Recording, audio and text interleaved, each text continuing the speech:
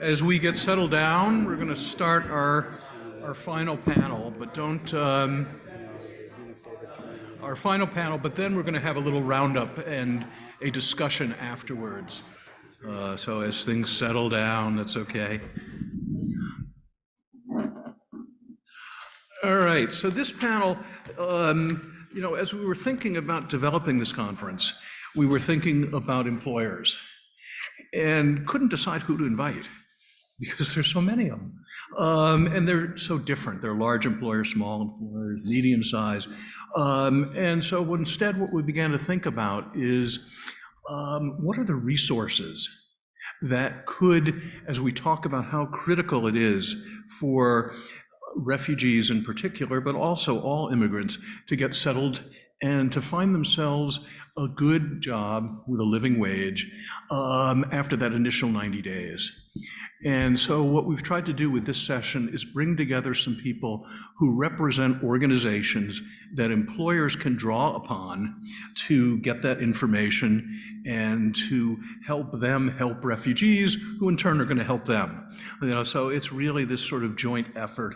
And we want to begin. I'm going to ask people to introduce. I always hate at conferences when there are these long introductions that you can already read in your booklet. So I'm just going to ask people. We're going to start with Mike and tell us a little bit about what you do. Sure. So thanks. I appreciate the opportunity to be here. My name's Mike Batt. I'm with Fairfax County Economic Development Authority.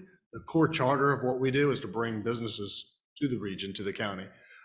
But my specific role is one that was just started about 4 years ago, which is talent, workforce. It's specific to helping our companies find talent, retain talent, upskill talent, a workforce to fill all the jobs that we have here in Fairfax County. So that's my role. Good. Udaida. Thank you, Jim. Appreciate being here. My name is Udaida Bimdi. I am the founder of Bimdi Global Immigration, which is an immigration law firm, and we specialize in business immigration, I-9 compliance, and family immigration. So with regards to this panel, we help employers bring in talent, foreign nationals, to help them grow their companies and their businesses. And then once they do hire them, we help them with I-9 compliance to make sure all their immigration paperwork and employment documents are in order. Good. Greg? Hey, Greg Levin, CEO of a company called Engine, and we sit at the intersection of language acquisition and skill acquisition. So somebody asked the question earlier about very domain-specific English language acquisition, and that's really what our platform does. So we work with nonprofits, we work with state agencies, we work with workforce boards, and increasingly we work with employers. And we work with employers typically in one of three ways. One is we help them target new cohorts of potential workers by helping them remove English language proficiency as a barrier to hire. The second is we help them upskill, from a language perspective, incumbent workers into new roles with the domain-specific language skills that they need. And then more recently, we've started working with organizations that have made pledges to hire refugees and are helping them onboard and language upskill refugees to do the jobs that they're being hired for. Good, thank you. Fatima?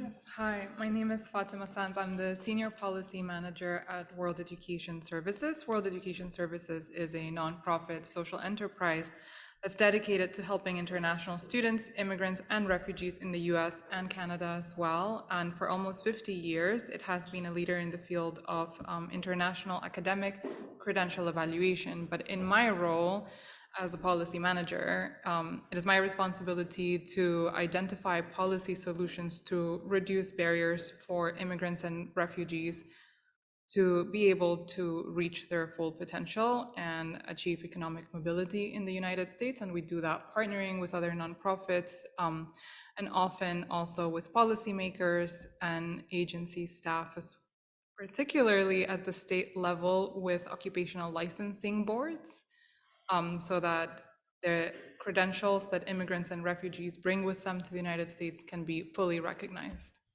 Yeah, okay, now I think you can see the logic of the panel, that these are all organizations and representatives of these organizations that can help with the matching process and make it as trouble-free as possible. There's always going to be a few bumps. And so maybe let's start by talking about the bumps. And when you think about the experiences you've had, and you've seen refugees and other foreign-born individuals in the United States trying to enter the workforce, what, from your points of view, do you see as the biggest or most common challenges that arise? We'll start with you.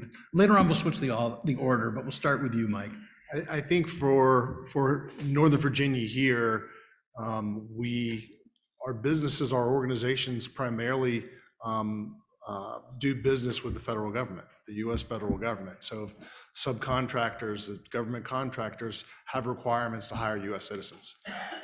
They also have requirements to hire cleared talent that have security clearances. Those are probably the biggest hurdles that we have, but there are a lot more opportunities out there for our immigration community beyond those government contractors. So I want to make sure I deliver that message. We have a huge, vast network. There are 40,000 entities, businesses in just Fairfax County alone, which is the county that George Mason sits in right here. And it's from a sole proprietor organization to Microsoft, where I spent 23 years. So there's a wide variety of organizations that will hire all types of skills. Good, and that's why we couldn't get 40,000 employers in this room, but so we got Mike instead. Thank you. Hudaida? The challenge that I see is employers are unfamiliar when a refugee comes to the US, or like they don't have proper documentation to work. But the good thing about refugees, the minute that they land on US soil, they're eligible to work. Their I-94, the stamp that they get, that CBP gives them, is evidence that they are eligible to work. And another benefit is a year after that they've been in the US, they can apply for their green card. So as opposed to other individuals that, they've been here, they have to wait. There's a process depending on, which queue they're in. Refugees can apply to become a permanent resident. And then with time, they can get through those government contracts and subcontractors. But that's the hurdle I see, that employers are like, no, I don't know if this person's even eligible to work because of their refugee status. Mm-hmm. Greg? So the biggest hurdle that we see with employers, quite frankly, is access to the labor that they need. They can't find it, right? And I see Mike shaking his head, so I'm assuming he's seeing that in Fairfax County. But we work with some of the largest employers in the world, some of the largest healthcare networks in the U.S. They can't staff everything from distribution, warehouse workers to nurses and data scientists. And so the area where we really see them focused is thinking more innovatively around how they can reach into pools of labor that exist in the US that they haven't really accessed in the past. And that's beneficial for us because we can help build the bridge between those pools of labor and the English skills that they need to do those jobs. But access to labor is a problem today, and if you know the macro demographic trends in the United States, it's going to be a problem for a long time to come. Yep. And urgent that we address it as soon as possible. Yeah. And I think as you listen to the last panel, it's going to take a while. It's a long game. But fortunately, we have organizations such as this that can facilitate in the medium and short term the use of the talent and provision of opportunities that are here now. And those opportunities begin often with credentials, Fatima.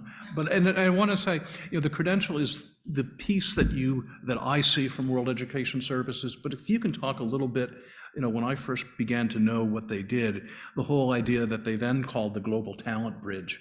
Can you talk a little bit about that? I think it would be very difficult for me to choose just the one big challenge, but particular to this panel, I can say from the perspective of the immigrant or refugee who's trying to access the workforce, there is a very high rate of occupational licensing in this country. Like a lot of professions are licensed in this country. It is not the same outside of the United States. And there's also a very high rate of immigrants and refugees, especially recently, that arrived to this country already with experience and formal educational credentials, many of whom have obtained these in STEM fields, especially in the medical fields, engineering. A lot of these professions are licensed. For refugees especially, when they arrive to the United States, someone has already spoken about this, they've already gone through a pretty long period of resettlement, meaning they probably haven't practiced that occupation for a while. Then they come here and they face these licensing rules and laws that require them to have kept up with their continuing education, that require them to have practiced in the last 5 years. It's already impossible for them to even obtain their license, let alone match with an employer. Oh, okay. All right, so after challenges, we can talk about success. And I was just speaking with Crystal about the way that stories matter. You know, it's not just the data. So I'd like you to each think about a success story you've seen involving refugees or immigrants that your organization was involved in making that success happen. And what led to that success? So I said I was going to mix up the order. Hudaida. I had a feeling you were going to start with me. The only time that I deal with refugees is when they're already here. But in the alternate, I do deal with asylees, which the criteria is somewhat similar. It's just an asylee is someone who's already in the US and then they say, I have a fear of returning to my country, versus a refugee that goes through the resettlement and says, bring me here. I have a lot of happy stories, success stories regarding asylees that I was able to get asylum status because of the fear that they have. And it's not just getting them that, but just you become a family because you actually hear and learn so much about like personal details that nobody is comfortable in sharing. And then like they'll just call you up and you become their counselor. Like, hey, I've got XYZ problem. Can you solve this for me? And then just because you're so rooted in their story, you want to connect them. Whether they have a baby or they want a job, you try and reach out within your networks to give them the support. So that's why I'm appreciative of this conference, because it's helping me build that network for those clients of mine that need to go out and get the job or get whatever need that they have. Because just like refugees, asylees go through that same process, even though they've been here sometimes a little longer than a refugee. Good, and thank you for reminding us of that distinction that Michelle discussed earlier between asylees and refugees. Fatima, how about a success story from World Education Services? So I have to say, World Education Services doesn't provide direct service to refugees or immigrants. So my success stories are more about changing systems that will then, enable immigrants and refugees to access the workforce. And one of those at the state level is, well, first of all, we've seen a massive momentum in states that just want to make it so that it is accessible for refugees with a background in healthcare to access the workforce. And that is because healthcare systems, hospital systems, are going to their representatives at the state level and saying, we don't find nurses, we don't find doctors. And so, when the policymakers hear that, then they're like, oh, wait a second. There was that organization down there saying there were all these many immigrant doctors that can't practice. Where are they now? So then they come to us and we work together on policy that will help. And we've seen several states now, I think it's two states now that have created pathways for immigrant and refugee physicians to be able to practice while they're still doing their USMLE. So they would practice under supervision, but this gives clinics more staff while the person gets their practice that they need to also then be accepted into a residency program. Yeah, and that's interesting because Gary was talking about registered apprenticeships and how they're demand driven. And this is another case where the influence on the licensing bodies is demand driven by the employers. All right, Mike, employers. Success. On the employer side, for us, it was actually the identification of an organization that we were so impressed with. They're called Goodwin Living. They have in-home care, and they also have facilities for seniors with healthcare, with physical therapy, with a lot of services for seniors. They launched a program. You can see it right on their homepage that where they will hire refugees and immigrants regardless of their status. And they will actually fund their application process for US citizenship and shepherd them through the system while they're an employee of Goodwin Living. That's an amazing best practice. And so what we're doing to try to replicate that is, and I have her here, Stephanie Shepley, we, through our organization, our talent programming, have added a new position where we're right now in that research mode to really understand how we can help replicate and build more, add more companies like Goodwin Living across that vast network of companies that we have to help them see the value and take advantage of programs like Goodwin Living has. Because the challenge we have here, and as you noted, it's across the country. There are 120,000 jobs open right now in Northern Virginia. And it's across the board. There's mainly skilled level jobs in technology, nurses, retail as well, but lots of different highly skilled jobs. And our companies are not going to fill them unless they get creative and embrace the immigrant community. Good, thanks. Greg. Yeah, so I guess I have two. One is at the state level, just kind of piggybacking on what Fatima was sharing. There's a growing number of Office of New Americans that sit typically in the governor's cabinet, but maybe not always. And in Colorado, as an example, they have appropriated dollars to actually help small and medium-sized businesses upskill immigrants and refugees in both from a hard skill perspective and a language skill perspective. And so we're starting to see more of that, where the states are getting more involved in supporting the initiative. And then on the employer side, we are seeing not a huge amount, but a growing number of kind of earn and learn models, of which I think apprenticeships are sort of the easiest example, where they hire folks and they pay them during training, which almost always includes language upskilling as well as hard skill training. And as they move towards full employment with that organization, they then get a higher wage once they've completed that. And we're seeing more and more of that. And that's kind of an example of some of the innovation I talked about that we're seeing in the employer community. Good. My next question is, if you had the ability to reach all 40,000 employers in Fairfax County today, what would you tell them about what your organization could do for them? We'll come right back to you, Greg, since I'm mixing up the order.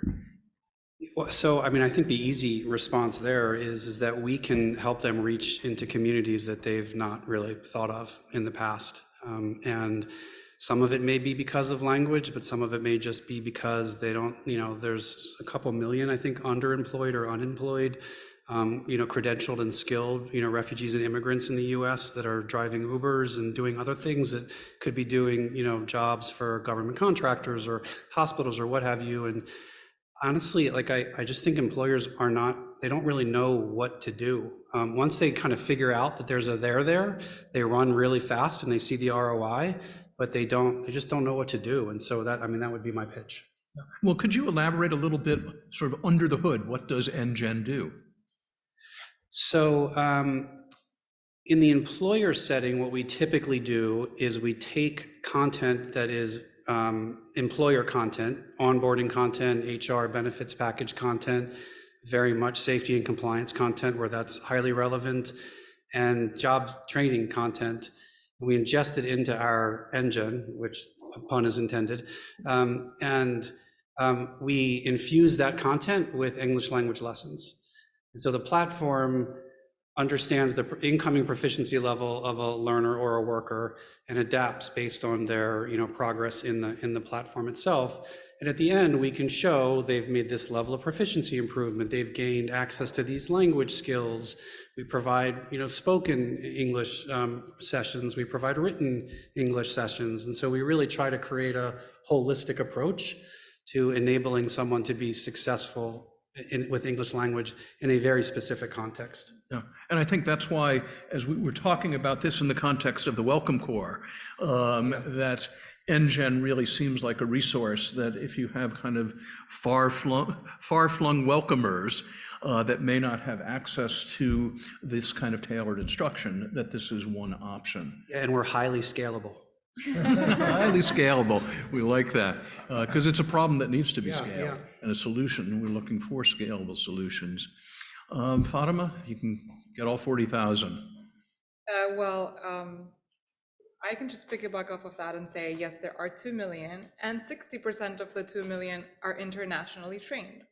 So while the work with employers at World Education Services is quite nascent, if we came back to this a year from now, and we could talk more about that, but we would like to make sure that employers are better educated on those 60% that are internationally trained so that they actually understand what the credentials mean and what they translate to in terms of skills and competencies, especially recruiters and hiring managers, that they don't just turn away people from universities or other institutions that they may not be familiar with. Mm-hmm. All right, we'll jump right to Mike here. I mean, what I'm enjoying and why I'm thrilled to be part of this conference today is exactly that. We have a team of about 15, we call them business investment managers in the county that talk to our companies. They're out talking to our companies every day. Each of them touch at least 100 a year, and just all the different programs and services out there. So we need to make sure we have the fine-tuned message that we can replicate what I talked about with Good When Living and deliver that message on there are resources, there's value. This is a great way to bring a diverse employee pool together that bring diverse ideas that help you grow your organization. And so I'm really excited to really launch that here in Fairfax County. Yeah, and that's really what we're hoping. That right now you have 4 new members in your toolkits. And earlier at the education level, we had the same thing. Right. That there are so many resources and it's connecting them. Yep. Hudaida. I would like to let them know and disseminate their fear, their scare that these people can't work or they don't have the skill set. Because honestly, these refugees, they're educated and they're back home in their countries. They have PhDs, they're doctors, they're engineers, they're in the skilled profession. And when they come here, yes, it's a little bit of culture shock. And yes, their English may not be as strong, but they're willing to take lower skilled jobs just to get into the force. If an employer understands that, or a recruiter understands that and not just brushes them off just because they're refugees, or, oh no, I don't understand what this status means, or you may look too qualified on your resume, or English isn't too strong, they need to let go of that fear with the resources that we're all here to provide them with, and let them know, give this individual a chance, because they will benefit in the longer run. And we had, I don't know, for those of you who were here this morning and you heard Han Wei talk about her story as a refugee from Vietnam, and particularly her grandfather, who had been a lieutenant colonel in the Vietnamese Air Force, came here and for 15 years was a maintenance worker, and was happy to do it, because he was supporting his family. On the other hand, if you think about the experience and skills that he had from his career, that what he could have given would have been even more, but he was willing to do whatever it took. And I think we're trying to think about ways that we can sort of optimize the match to the greatest extent. Do we have any questions our audience has been kind of, I think you're just all thinking. Have any of these questions sort of bubbled to the surface yet? Mine's not a question, but I guess I would say thank you for starting these initiatives. This is all fairly new, I think, in resettlement world, and just the fact that you're meeting and you're recognizing that there are these gaps that our newest community members, face every day, and the challenges. It's just really, as somebody who works on the ground and provides services daily, it's heartening to know that the support is out there. It's just a matter of getting the information for it. I was at a conference a couple weeks ago on refugee wellness. And one thing that I suggested is if we come up with a place to store all of this information, all of this contact information. I mean, we're the experts. We're all sitting here as experts. And just to have the ability to reach out to get additional information is great. But I think just being here is a step in the right direction, and I really appreciate the support.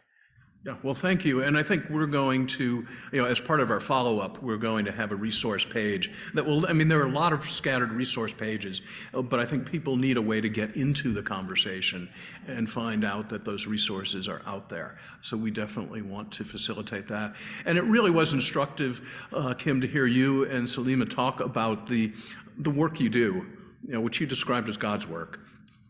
And I think that's important because with the Welcome Corps, obviously you love your job and helping people. And here's a chance to give that opportunity to thousands of other Americans as part of the Welcome Corps. And that's one of the things I find so exciting. Other comments or questions?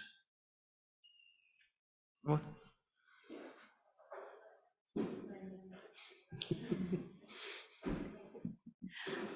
You brought up, I think Fatima, you brought up a good point on, I was actually thinking to ask this in the last panel about these skilled people that migrated that had law degrees, that practiced human rights law. I've met so many, or in the medical profession, and then could not practice and had to take informal jobs, or jobs that they couldn't utilize their trained skills. I guess it's nice to hear we have, I guess, 2 states that you said.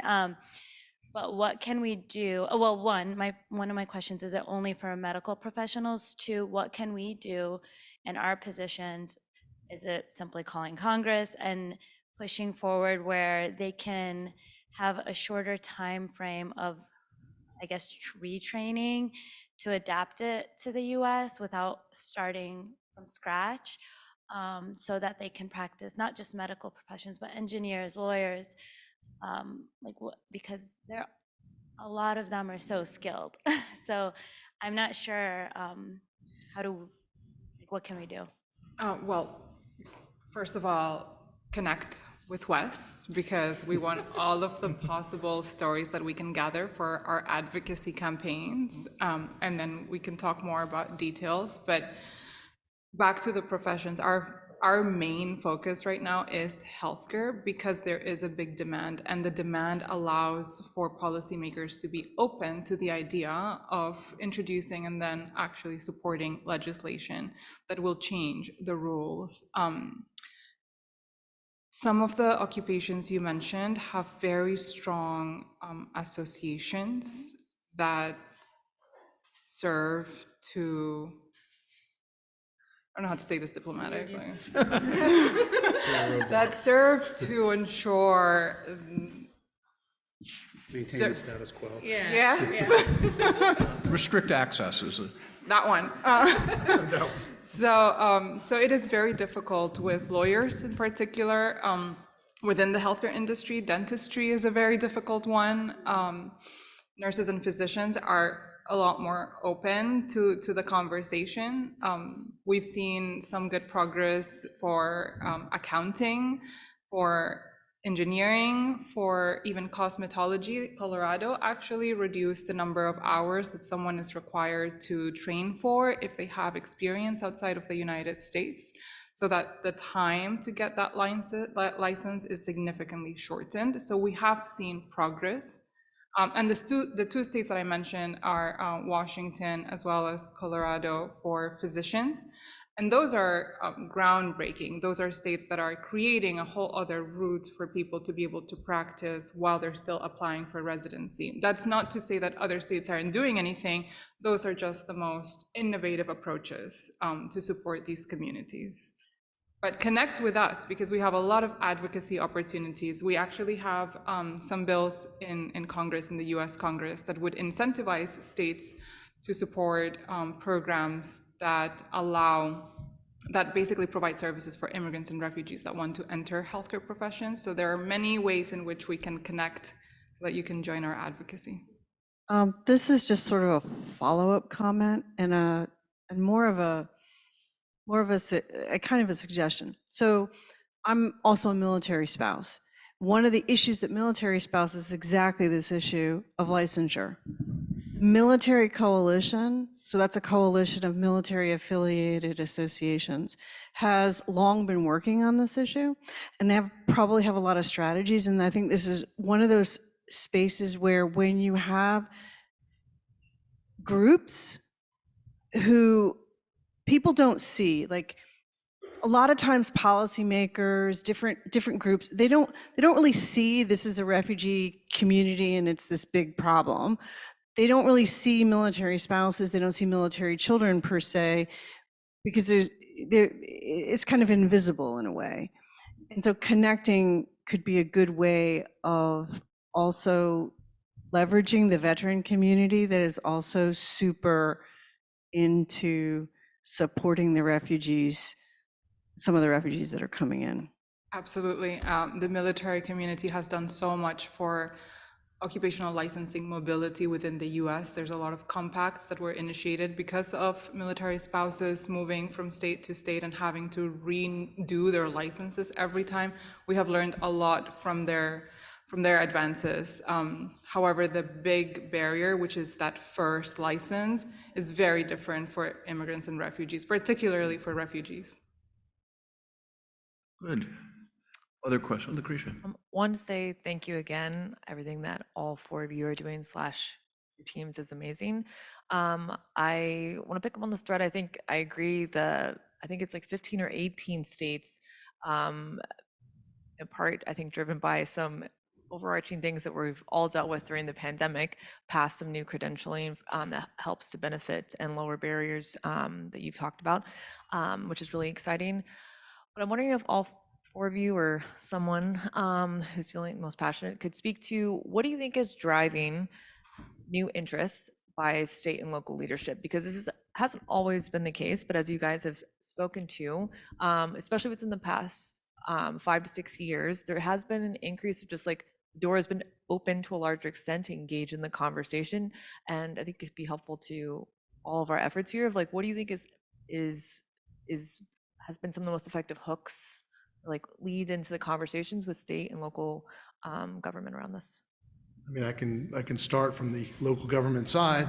I'd say that, twofold. It's like, we need to fill the jobs. There's more jobs than we can fill. And then also, we're all living in the same communities. Fairfax County Public Schools, 180,000 students, they speak 200 different languages at home. Our kids are growing up together. They need to collaborate more. And I think there's a lot more interest in we need to work together. And I think that's really driving a lot of the motivation. Yeah, I would say, the workforce shortage by far and away. I think the minute, economic implications come into play, the doors open faster and folks are way more open to it. Sad to say, but that is a driver right now. Yeah, I would also say workforce shortages. And one thing that did happen during COVID, there were, I think it was 6 or 7 states that completely waived certain licensing requirements. And then we saw a big surge in underemployed immigrants being able to participate in the healthcare workforce. Their ability to participate was taken away when the emergency state, I think, was removed, and the waivers were also removed. And I think a lot of states learned from that if they were qualified to work during the surge of the pandemic, they're probably still qualified to work, just the laws have changed. Yeah, and I think this sort of leads to another important point, and I'm putting on my sociologist hat. That we've been talking about immigrants and refugees as employees, but they're also coworkers. And this is where some of the cultural change can happen, that you have a coworker who is not only talented, but they're in my community. Their kids go to the same schools as my kids. And that really is some of the power that we can find through the integration, and where they're proud of the work they're doing, because it's using the skills that they have and that they've developed. Hudaida, can you think of anything to add? I mean, basically the same thing that everyone said. It's workforce, the shortage in it, but also realize the talent that they do bring in. It's sometimes it's more than what a U.S. citizen will have. Like, just look at languages. We need interpreters, we need translators, and they bring that talent with them. Just having that out there is Oh, good. a need. All right, any other thoughts? Michelle? I have a question.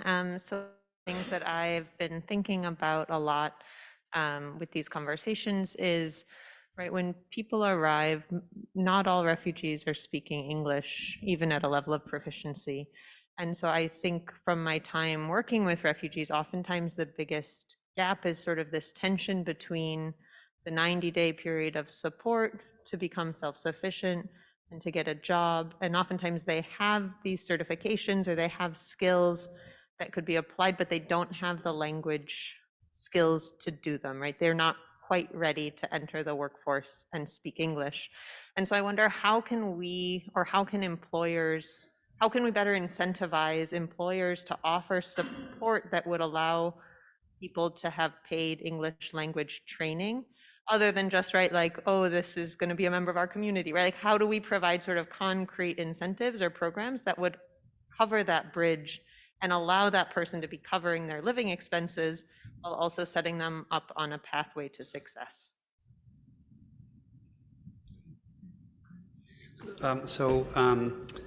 We work with some of the largest retailers and e-commerce players in the world, who hire folks, by the hundreds or thousands, and depending on the season, by the hundreds of thousands.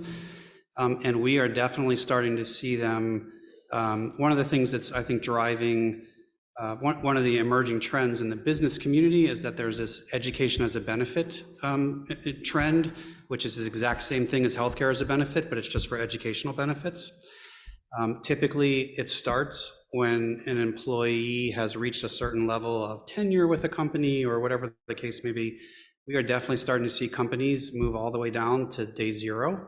In fact, companies are coming to us saying, how can we help folks? And so we're coming up with strategies to onboard them in their native language and then move them to an articulated English language upskilling for the job. And so, again, I hate to beat the same drum, but I mean, the workforce shortage is really driving, I think, some creative thinking and innovation in how companies are approaching this. I mean, like we heard earlier today, there are nonprofit organizations out there that provide English language skills. I know I work with a few for some of my clients that aren't fluent and they need to take the citizenship test.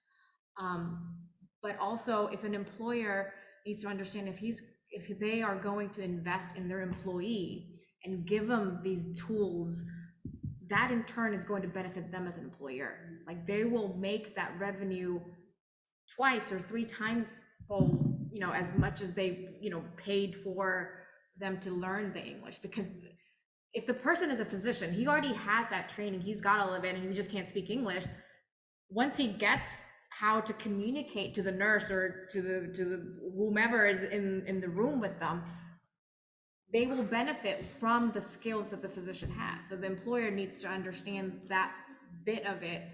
Like, let me go ahead and invest initially, and that in turn is going to make the employee more loyal to want to stay, because they see that I'm already a valued person in this company. Just to put a fine point on that, we did a survey last year of all the employees that we served, and it was thousands of folks, and 90% of the respondents indicated that they were more likely to stay with their employer and refer others to their employer based on having access to, education benefits or English language upskilling. So it's a selling point. I would just quickly add to that. I guess I'm not so much focused on the employer side, but traditional refugee resettlement focuses on self-sufficiency really quickly and, accept the job that you get. But there is a smaller part of traditional refugee resettlement. There's a grant called the Professional Pathways Program grant. As a true advocate at heart, I would say ask for more money for that grant so that traditional refugee resettlement can also increase its capacity to make sure that people don't have to accept the first job offer and that they can spend the time to ensure that they match their skills to the job search. Yeah, and that takes some time, as you say, and getting things, whether it's language, whether it's finding an employer or any sort of legal issues, or the credentials. I mean, all of that comes into play to leading to that success. All right, we have 5 minutes, and I guess what I want you to think about, and we'll start our break a little early, but in the break, I want you to think about, and that's going to be the theme of our final session, is actionable items.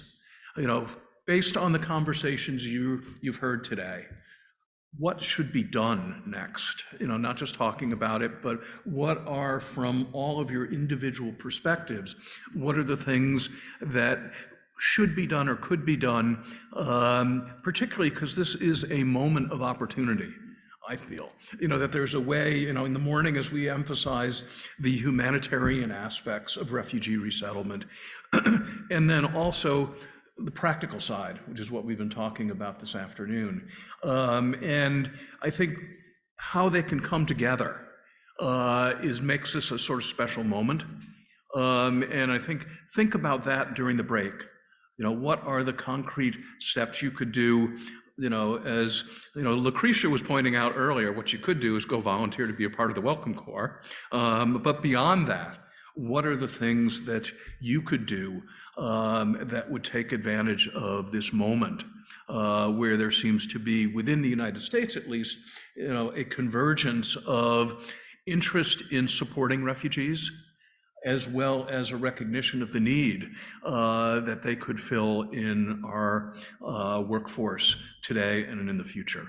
So take your break, maybe one last cup of coffee if you need to, and then we'll reconvene in a few minutes. And Liv has promised she's going to provide a quick little summary, but then it's really to get these kind of action items sort of put on the table. And we'll talk, afterwards, we'll do some follow-up with you if you come up with action items you're thinking about or just suggestions. All right, so thanks for sticking with us. One more session.